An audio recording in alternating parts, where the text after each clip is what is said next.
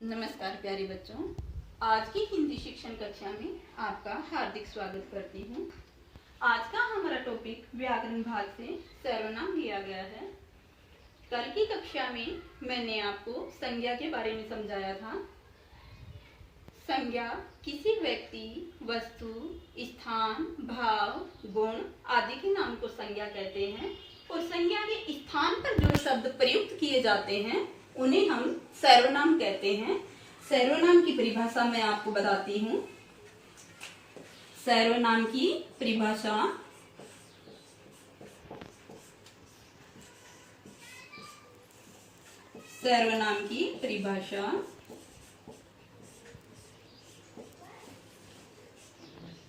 संज्ञा के स्थान पर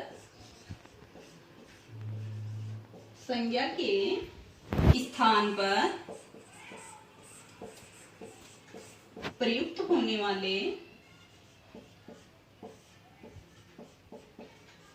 होने वाले शब्दों को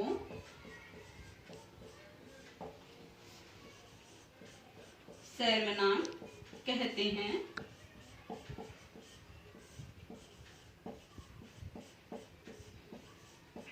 जैसे मैं, हम, तुम,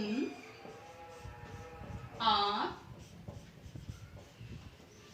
वह, वे, जिसकी, उसकी, स्वयं इत्यादि। सर्वनाम की परिभाषा संज्ञा के स्थान पर प्रयुक्त होने वाले शब्दों को सर्वनाम कहते हैं। जैसे मैं, हम, तुम, आप, वह, वे, जिसकी, उसकी, स्वयं इत्यादि। और भी सर्वनाम शब्द होते हैं लेकिन सभी को यहाँ लिखना संभव नहीं है। अब मैं आपको सर्वनाम के भेद समझाती हूँ। सर्वनाम 6 प्रकार के होते हैं। 6 प्रकार के होते हैं।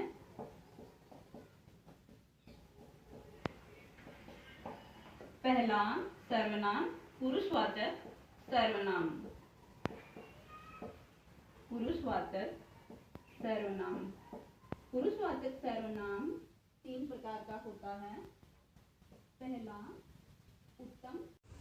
उत्तम पुरुष। पहला उत्तम पुरुष, दूसरा मध्यम पुरुष,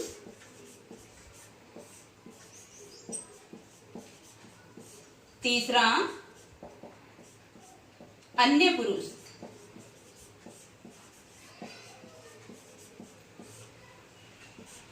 वक्ता बोलने वाला उत्तम पुरुष के अंतर्गत आता है। जैसे मैं, हम, यानी कि मैं बोल रही हूँ, वक्ता, मैं, हम उत्तम पुरुष के अंतर्गत आता है। मध्यम पुरुष के अंतर्गत श्रोता जो सुनता है, जैसे आप सभी मेरे को सुन रहे हैं, तो यहाँ पे तुम, आप, ये मध्यम पुरुष के अंतर्गत आएंगे। अन्य पुरुष यानी कि किसी तीसरे व्यक्ति के बारे में जब हम बात करते हैं वह अन्य पुरुष के अंतर्गत आता है। जैसे वह, वे इत्यादि। ये हमारा पुरुषवाचक सर्वनाम। इसके आगे 3 भेद हैं, उत्तम पुरुष, मध्यम पुरुष और अन्य पुरुष। इसके बाद दूसरा हमारा सर्वनाम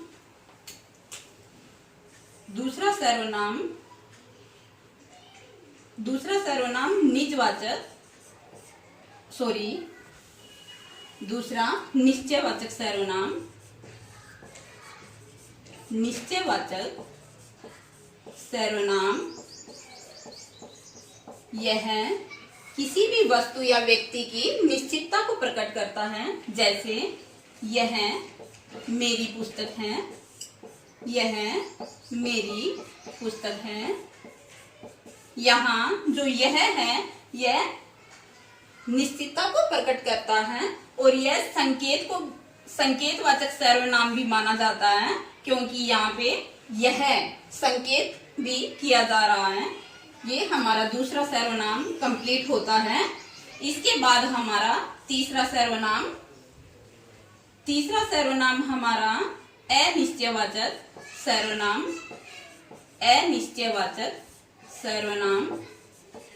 यह किसी भी व्यक्ति या वस्तु की अनिश्चितता को प्रकट करता है। जैसे कोई दरवाजे पर खड़ा है, जब हमें पता नहीं होता कि दरवाजे पर कौन खड़ा है, जैसे दरवाजे पर कोई खड़ा है,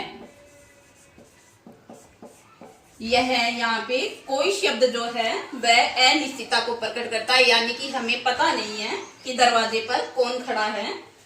यह हमारा तीसरा सर्वनाम कंप्लीट होता है। इसके बाद चौथा सर्वनाम जो है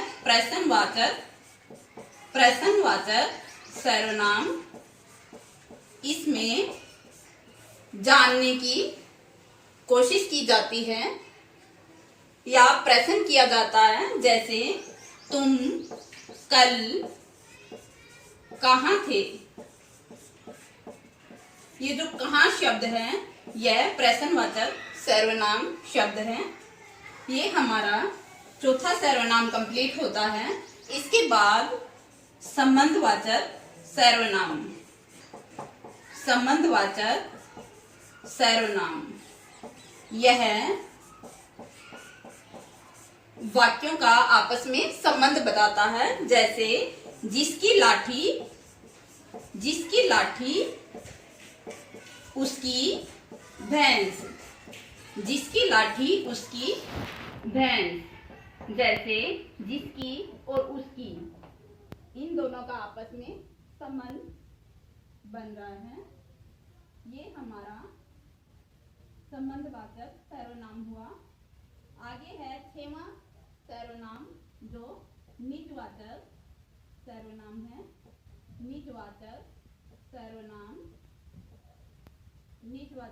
सर्वनाम इसमें वक्ता बोलने वाला स्वयं के लिए उपयोग में लाता है। जैसे मैं अपना